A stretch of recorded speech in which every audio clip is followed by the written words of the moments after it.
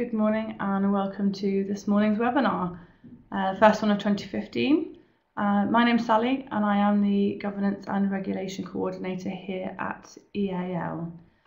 The purpose of the webinar today is to cover late registration, late certification and incorrect claims, and to look to support you with an understanding of how to avoid the need to obviously make any requests for these and hopefully actually get the scenarios in the first place. I'm going to go through with you this morning some slides, PowerPoint slides, which would cover these areas. Should time allow it, please feel free to send any questions through in the chat forum here on the webinar. Like I say, if we are able to answer the questions today while I'm online, I will do that for you. If there are any questions that need a little bit more information or I'm unable to answer them due to time, I will make sure that you get an answer to those later on today. Anybody registered for this webinar will be sent a copy of this and a Q&A following this, either later on today or tomorrow. Okay, so on with the webinar. Like I said, the main purpose of the webinar is to offer some support in how to avoid the need to submit any late registrations or certifications and to limit any incorrectly claimed learner certificates. As an awarding organisation, we review our qualifications and we obviously go through the approaches of our regulators. In the review process, we look at the design, the delivery and the development of our qualifications, making sure they're fit for purpose, rigorous and reliable, and we look at credible evidence from our users. The reason why I'm sharing with you this morning is part of the review process. It is actually really important that we have feedback from our users and customers as yourselves in regards to the course and any of the dates, as this may influence our judgment. When we review our qualifications, we do ask all centres to keep an eye on the review dates in our systems for any qualifications relevant to your centre and on your centre remit. When we review qualifications, we'll make a decision whether or not to keep a review date, to extend a review date, or we'd obviously look to withdraw a qualification. Should we withdraw any of our qualifications, EAL will make sure that we send communication to all our centres via Spotlight, which is our e-bulletin. And more commonly, if we do this, we often send communication in regards to the replacement qualification or an equivalent qualification as well. I will just take this point just to advise that if you do have any centre administration staff or staff in regards to qualification delivery who are not subscribed to our Spotlight, to do this so that you don't miss out on any updates and news and events. You can do that from the main page of the EAL website. So where can you find a review date? Currently in our system we have in online services actually registration end dates and certification end dates. EAL are actually working on enhancing the system at the moment, which will then show review dates. In online services, you can access your centre remit, which lists all of the qualifications you're approved to run with EAL. On the right-hand column of this, you will see a registration review date and a certification review date. These are the dates that EAL will adhere to and you need to be aware of in the system. There's also the publications area of online services, where you can search for any of our EAL qualifications. This actually provides all sorts of information on the qualification overview as well as unit content. And in here, going forwards, you will see a registration review date, a certification review date. As mentioned earlier, if EAL do make the decision to withdraw a qualification, the populated fields for registration end date and certification end date will have also a new date in there for you to keep an eye on. Once these dates have lapsed, the qualification will have finished. All centre administration staff do need to be aware of the dates and ensure that registrations are claimed are processed on time. For example, there's a screenshot below. This qualification has a review date of March this year. If through our review process, EAL actually come to withdraw this qualification, we will send communication out in Spotlight confirming the new end date. And therefore this is the date that you need to make sure any processing is done by. So if you've missed a date, what should you do? EAL have both request forms for a late registration and late certification.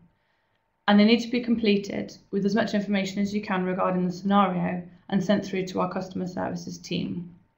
For any of you who don't have it to hand, the email address is on the screen in front of you at the moment, which is customercare@eal.org.uk.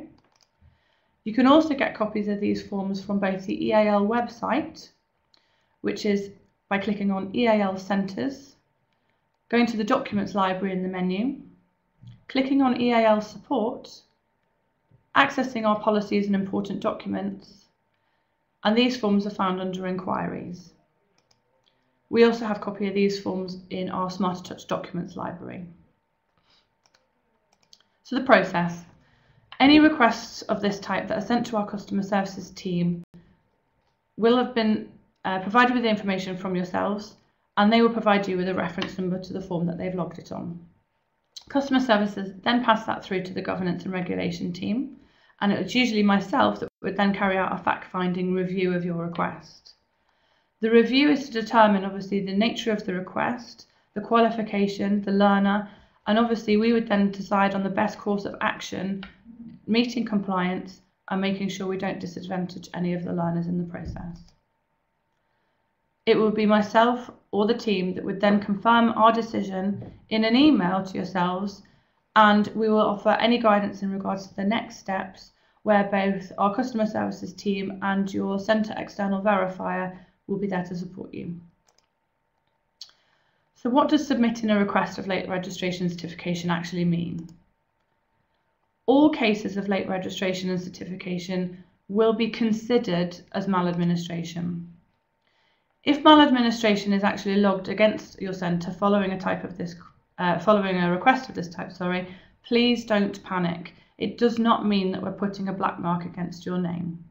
It simply means that something internally, process-wise, hasn't followed suit or hasn't met requirements for registration and administration, and we're just here to support you to correct that and mitigate any reasons for reoccurrence.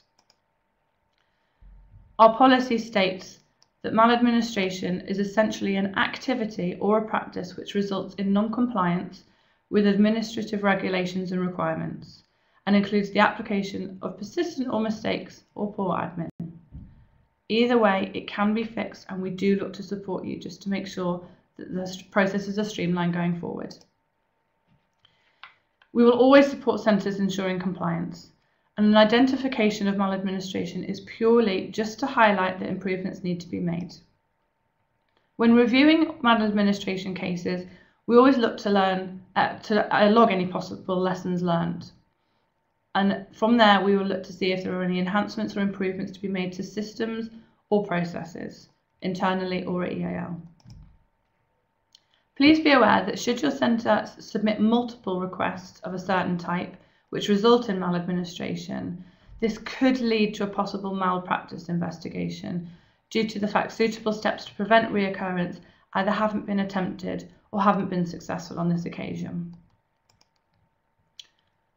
Before I move on to an incorrect claim, I'm just going to allow any moments for any questions regarding late certification or late registration.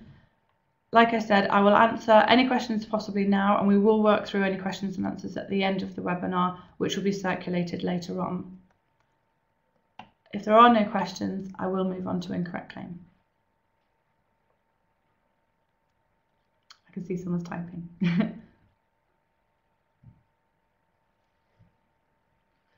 Thanks, Jim.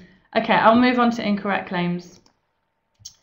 Cases of learner certificates being claimed incorrectly are almost always logged as maladministration, and the reason for this is that certificate claims are actually individually processed and selected, and these must be done with due care and attention.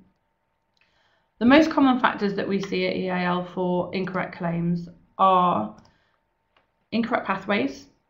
So it may be that a learner has originally been registered on a particular pathway and throughout the course of their training have obviously gone down another route. EAL customer services do support and offer pathway changes, as well as being a facility which you can do yourselves in online services. Please ensure that the pathway you're going to be claiming is the correct pathway that the learner has been registered on or at least achieved, and we can change it. any support with this, our customer services can help. We also have wrong units that may be registered. Again, similar to pathway change, a learner may have been put down for a selection of units initially, and throughout their course have completed various other units.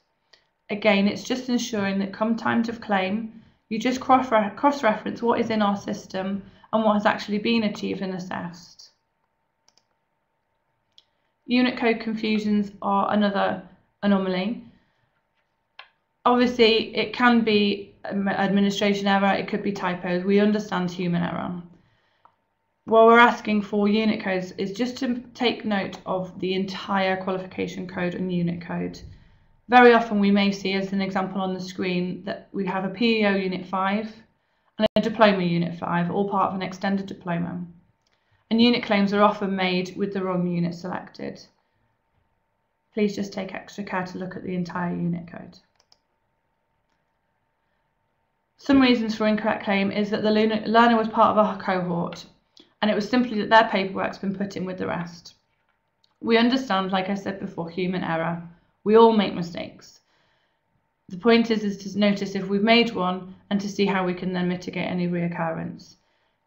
If there is a way of streamlining the system internally and filling any extra admin paperwork or ensuring that the system's filed differently, this is where we would look to support you. Any questions from today's webinar, like I say, you can actually email them through to me directly. I will try my best to respond to them as soon as possible this afternoon, and anything that comes through we will circulate to anyone that's registered on the webinar today. As mentioned at the beginning of the webinar, all of you who have registered this morning will get a copy of both of this and the webinar's question and answers. I would advise if there's any staff that you feel this might benefit and they would like a copy of this who weren't registered today, there is a second webinar organised for the 4th of February. If there are any available spaces, I suggest you take them. If not, if you contact our customer services team, they can arrange for a copy of it to be sent to you as well. Thank you for listening to the webinar. I hope you have a good morning. We do have a few minutes left, so if you do want to send any questions through to me at the moment, then I can look to support you. If not, then I'll leave it with you and hope to speak to you soon.